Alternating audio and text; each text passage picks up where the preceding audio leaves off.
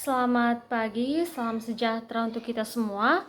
Perkenalkan, nama saya Evalina Gultom, NIM 213304010126, Program Studi Akuntansi, Fakultas Ekonomi, Universitas Prima Indonesia, dosen pengampu mata kuliah Bapak Hotua Samosir SPD MSI, pada mata kuliah Sistem Informasi Akuntansi. Baik, di video kali ini saya akan mempresentasikan tentang topik pertemuan ke-6 kami dengan judul besar Sistem Pengendalian Internal Sistem Informasi Akuntansi. Di topik ini terdapat 6 pokok pembahasan. Yang pertama yaitu ancaman atas sistem informasi akuntansi. Yang kedua, mengapa ancaman-ancaman sistem informasi akuntansi meningkat. Yang ketiga, tinjauan menyeluruh konsep-konsep pengendalian. Keempat, klasifikasi pengendalian internal. Yang kelima, lingkungan dan aktivitas pengendalian. Dan yang keenam yaitu ringkasan materi sistem pengendalian internal. Baik, kembali lagi ke pokok pembahasan yang pertama dengan judul ancaman atas sistem informasi akuntansi. Di sini terdapat 4 ancaman. Yang pertama yaitu ancaman pertama yang dihadapi perusahaan adalah kehancuran karena bencana alam dan politik. Seperti contoh, 1. Kebakaran atau panas yang berlebihan. Yang kedua, banjir, gempa bumi. Yang ketiga, badai angin dan perang.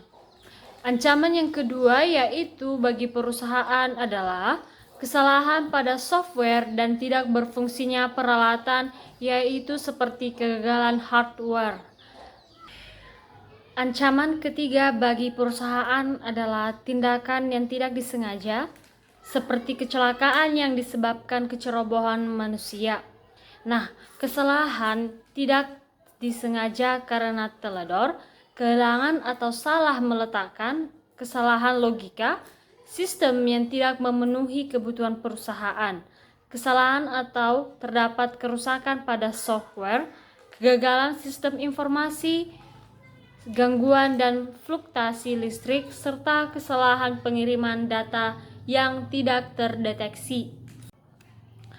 Ancaman yang keempat yang dihadapi perusahaan adalah tindakan disengaja seperti sabotase, penipuan komputer, dan penggelapan. Baik, kita lanjut lagi ke pokok pembahasan yang kedua dengan judul mengapa ancaman-ancaman sistem informasi akuntansi meningkat. Yang pertama yaitu peningkatan jumlah sistem server memiliki arti bahwa informasi tersedia bagi para pekerja yang tidak baik. Yang kedua, oleh karena LAN dan sistem server mendistribusikan data ke banyak pemakai, mereka lebih sulit dikendalikan daripada sistem informasi utama yang terpusat. Yang ketiga, WAN memberikan pelanggan dan pemasok akses ke sistem dan data mereka satu sama lain yang menimbulkan kekhawatiran dalam hal kerahasiaan. Baik, dilanjut lagi ke pokok pembahasan yang ketiga dengan judul tinjauan menyeluruh konsep-konsep pengendalian. Pengendalian internal adalah rencana organisasi dan metode bisnis yang dipergunakan untuk menjaga aset, memberikan informasi yang akurat dan andal, mendorong dan memperbaiki efisiensi jalannya organisasi, serta mendorong kesesuaian dengan kebijakan yang telah ditetapkan. Baik, dilanjut lagi ke pokok pembahasan yang keempat yaitu dengan judul klasifikasi pengendalian internal. Prosedur-prosedur pengendalian khusus yang digunakan dalam sistem pengendalian internal dan pengendalian manajemen mungkin dikelompokkan menggunakan 4 kelompok pengendalian internal berikut ini. Yang pertama yaitu pengendalian untuk pencegahan, pengendalian untuk pemeriksaan, dan pengendalian korektif. Yang kedua, pengendalian umum dan pengendalian aplikasi. Yang ketiga, pengendalian administrasi dan pengendalian akuntansi. Dan yang keempat, pengendalian input, proses, dan output. Nah, di sini juga terdapat 5 komponen model pengendalian internal COSO yang saling berhubungan. Yang pertama yaitu lingkungan pengendalian, yang kedua aktivitas pengendalian, yang ketiga penilaian resiko, keempat informasi dan komunikasi, dan yang kelima yaitu pengawasan atau monitoring. Baik, dilanjut lagi ke pokok pembahasan yang kelima dengan judul lingkungan dan aktivitas pengendalian. Lingkungan pengendalian terdiri dari faktor-faktor berikut. Di sini terdapat 7 faktor. Yang pertama yaitu komitmen atas integritas dan nilai-nilai etika. Yang kedua, filosofi pihak manajemen dan gaya beroperasi. Yang ketiga, struktur organisasi. Keempat, badan audit dewan komisaris. Kelima, pengaruh-pengaruh eksternal. Keenam, kebijakan dan praktik-praktik dalam sumber daya manusia. Dan yang ketujuh, metode untuk memberikan otoritas dan tanggung jawab. Secara umum, prosedur-prosedur pengendalian termasuk dalam satu dari 5 kategori berikut ini. Yang pertama, otorisasi transaksi dan kegiatan yang memadai. Yang kedua, pemisahan tugas. Yang ketiga, desain dan penggunaan dokumen serta catatan yang memadai. Keempat, penjagaan aset dan catatan yang memadai. Dan yang kelima, pemeriksaan independen atas kinerja. Baik, pokok pembahasan yang keenam yaitu ringkasan materi sistem pengendalian internal. Sistem pengendalian internal suatu perencanaan yang meliputi struktur organisasi dan semua metode dan alat-alat yang dikoordinasikan yang digunakan di dalam perusahaan dengan tujuan untuk menjaga keamanan harta milik perusahaan, memeriksa ketelitian dan kebenaran data akuntansi, mendorong efisiensi, dan membantu mendorong dipatuhinya kebijakan manajemen yang telah ditetapkan. Nah, dari definisi tersebut dapat kita lihat bahwa tujuan adanya pengendalian internal yaitu 1. Menjaga kekayaan organisasi. Yang kedua, memeriksa ketelitian dan kebenaran data akuntansi. Yang ketiga, mendorong efisiensi. Dan yang keempat yaitu mendorong dipatuhinya kebijakan manajemen. Nah, dilihat dari tujuan tersebut, maka sistem pengendalian internal dapat dibagi menjadi 2, yaitu pengendalian intern akuntansi atau preventive control dan pengendalian intern administratif atau feedback controls. Nah, pengendalian intern akuntansi dibuat untuk mencegah terjadinya inefisiensi yang tujuannya yaitu menjaga kekayaan perusahaan dan memeriksa keakuratan data akuntansi. Contohnya yaitu adanya pemisahan fungsi dan tanggung jawab antara unit organisasi. Baik, kita lanjut. Pengendalian administratif dibuat untuk mendorong dilakukannya efisiensi dan mendorong dipatuhinya kebijakan manajemen dikerjakan setelah adanya pengendalian akuntansi. Contohnya yaitu pemeriksaan laporan untuk penyimpanan yang ada untuk kemudian diambil tindakan. Nah, di sini terdapat 3 elemen pengendalian internal. Yang pertama yaitu lingkungan pengendalian, yang kedua sistem akuntansi, dan yang ketiga prosedur pengendalian. Lingkungan pengendalian. Lingkungan pengendalian dari suatu organisasi menekankan pada berbagai macam faktor yang secara bersamaan mempengaruhi kebijakan dan prosedur pengendalian. Dilanjut lagi, yaitu filosofi dan gaya operasional manajemen. Apa yang dimaksud dengan filosofi? Filosofi adalah seperangkat keyakinan dasar yang menjadi parameter bagi perusahaan dan karyawannya, atau yang menggambarkan apa seharusnya yang dikerjakan dan yang tidak dikerjakan. Gaya operasional mencerminkan ide manajer tentang bagaimana kegiatan operasi suatu perusahaan harus dikerjakan.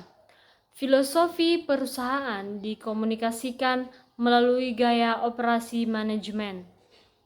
Ke struktur organisasi. Salah satu elemen kunci lingkungan pengendalian adalah struktur organisasi. Struktur organisasi menunjukkan pola wewenang dan tanggung jawab yang ada dalam suatu perusahaan atau desentralisasi maupun sentralisasi. Baik, dilanjut lagi ke Dewan Komisaris dan Audit Komite. Dewan Komisaris merupakan penghubung antara pemegang saham dengan pihak manajemen perusahaan. Pemegang saham mempercayai pengendalian atas manajemen melalui Dewan Komisaris, atau jadi semuanya tergantung dari Dewan Komisaris. Audit dibentuk oleh Dewan Komisaris untuk melaksanakan pengawasan terhadap pelaksanaan pengendalian operasional perusahaan. Baik, dilanjut lagi ke metode pendelegasian wewenang dan tanggung jawab. Metode pendelegasian wewenang dan tanggung jawab mempunyai pengaruh yang penting dalam lingkungan pengendalian. Biasanya metode ini tercermin dalam suatu bagan organisasi. Baik, lanjut lagi ke metode pengendalian manajemen. Lingkungan pengendalian juga dipengaruhi oleh metode pengendalian manajemen. Metode ini meliputi pengawasan yang efektif atau melalui penganggaran, laporan pertanggungjawaban, dan audit internal. Lanjut lagi ke kebijakan dan praktik kepegawaian. Kebijakan dan praktek yang berhubungan dengan perekrutan, pelatihan, evaluasi, penggajian, dan promosi pegawai mempunyai pengaruh yang penting dalam mencapai tujuan perusahaan, sebagaimana juga dilakukan dalam meminimumkan resiko. Baik, dilanjut lagi ke pengaruh ekstern. Organisasi harus mematuhi aturan-aturan yang dikeluarkan oleh pemerintah maupun pihak yang mempunyai jurisdiksi atas organisasi. Hal tersebut sangat berpengaruh pada pengendalian intern perusahaan. Sistem akuntansi tidak hanya digunakan untuk menghasilkan laporan keuangan saja, tetapi juga menghasilkan pengendalian manajemen. Lanjut lagi ke prosedur pengendalian. Prosedur pengendalian merupakan kebijakan dan aturan mengenai kelakuan karyawan yang dibuat untuk menjamin bahwa tujuan pengendalian manajemen dapat tercapai. Secara umum, prosedur pengendalian yang baik terdiri dari 1. Penggunaan wewenang secara tepat untuk melakukan suatu kegiatan atau transaksi. Yang kedua, pembagian tugas. Yang ketiga, pembuatan dan penggunaan dokumen dan catatan yang memadai. Yang keempat, keamanan yang memadai terhadap aset dan catatan. Dan yang kelima, pengecekan independen terhadap kinerja. Dilanjut lagi ke penggunaan wewenang secara tepat. Dalam organisasi, Setiap transaksi hanya terjadi atas dasar dari pejabat yang memiliki wewenang untuk menyetujui terjadinya transaksi tersebut.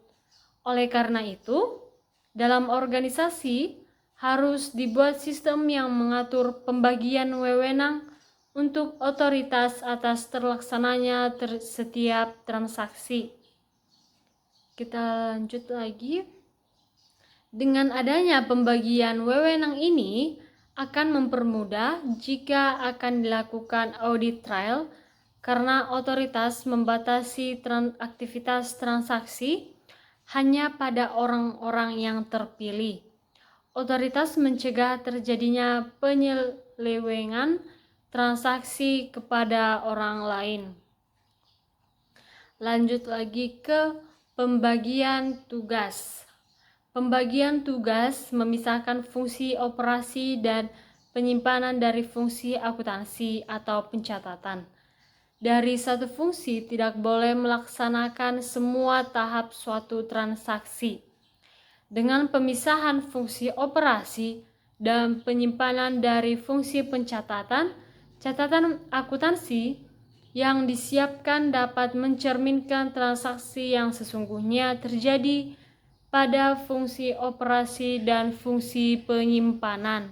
Jika semua fungsi disatukan, akan membuka kemungkinan terjadi pencatatan transaksi yang sebenarnya tidak terjadi, sehingga informasi akuntansi yang dihasilkan tidak dapat dipercaya kebenarannya, dan sebagai akibatnya kekayaan organisasi tidak terjamin keamanan. Baik, lanjut lagi ke dokumen dan catatan yang memadai. Prosedur harus mencakup perancangan dan penggunaan dokumen dan catatan yang memadai untuk membantu meyakinkan adanya pencatatan transaksi dan kejadian secara memadai. Selanjutnya, dokumen dan catatan yang memadai akan menghasilkan informasi yang teliti dan dapat dipercayai mengenai kekayaan, utang, pendapatan, dan biaya suatu organisasi atau biasanya dilakukan berdampingan dengan penggunaan wewenang secara tepat. Keamanan yang memadai terhadap aset dan catatan. Keamanan yang memadai meliputi pembatasan akses ke tempat penyimpanan aset dan catatan perusahaan untuk menghindari terjadinya pencurian aset dan data atau informasi perusahaan. Pengecekan independen terhadap kinerja. Semua catatan mengenai aktiva yang ada harus dibandingkan atau dicek secara periodik dengan aktiva yang ada secara fisik. Pengecekan ini harus dilakukan oleh satu unit organisasi yang independen atau selain unit fungsi penyimpanan, unit fungsi operasi, dan unit fungsi pencatatan untuk menjaga objektivitas pemeriksaan. Pengendalian internal pada lingkungan pemrosesan data elektronik terdapat 3, yaitu 1. Pengendalian intern dalam perusahaan yang menggunakan sistem manual dalam akuntansinya lebih menitikberatkan pada orang yang melaksanakan sistem tersebut atau people oriented. Yang kedua, jika komputer yang digunakan sebagai alat bantu pengolahan data akan terjadi pergeseran dari sistem yang berorientasi pada orang ke sistem yang berorientasi kepada komputer atau komputer oriented. Yang ketiga yaitu pengendalian intern akuntansi dalam lingkungan pemrosesan data elektronik dibagi menjadi pengendalian umum dan pengendalian aplikasi. Pengendalian umum. Pengendalian umum merupakan standar dan paduan yang digunakan oleh karyawan untuk melakukan fungsinya. Unsur pengendalian umum ini meliputi organisasi, prosedur, dan standar untuk perubahan program, pengembangan sistem, dan pengoperasian fasilitas pengolahan data. Lanjut lagi ke organisasi. Dalam manual sistem, pengendalian dilaksanakan dengan memisahkan fungsi-fungsi pokok atau operasi, penyimpanan, dan akuntansi. Suatu transaksi akan dilaksanakan oleh fungsi operasi jika ada otorisasi dari yang berwenang.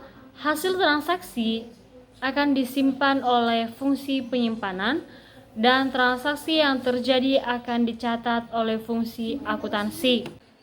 Baik, lanjut. Untuk menciptakan sistem pengendalian intern dalam lingkungan PDE, maka diperlukan diadakan pemisahan fungsi-fungsi berikut. A. Fungsi perencanaan sistem dan penyusunan program. B. Fungsi operasi fasilitas pengolahan data. C. Fungsi penyimpanan program dan kepustakaan. Pemisahan tersebut dilakukan dengan tujuan: A. Pemisahan ini akan menciptakan cross-check terhadap ketelitian dan kewajaran terhadap perubahan yang dimasukkan ke dalam sistem. B. Untuk mencegah seseorang yang tidak berhak untuk mengakses komputer. C. Mendorong efisiensi karena adanya spesialisasi. Pengendalian terhadap fasilitas pengolahan data. Fasilitas pengolahan data meliputi 4 bidang utama, yaitu A. Operasi konversi data, B. Operasi komputer, C. Perpustakaan, dan D. Fungsi pengendalian. Baik, demikian presentasi yang bisa saya buat. Apabila ada tutur kata yang tidak berkenan di hati Anda, mohon dimaafkan, dan nantikan video saya selanjutnya. Terima kasih.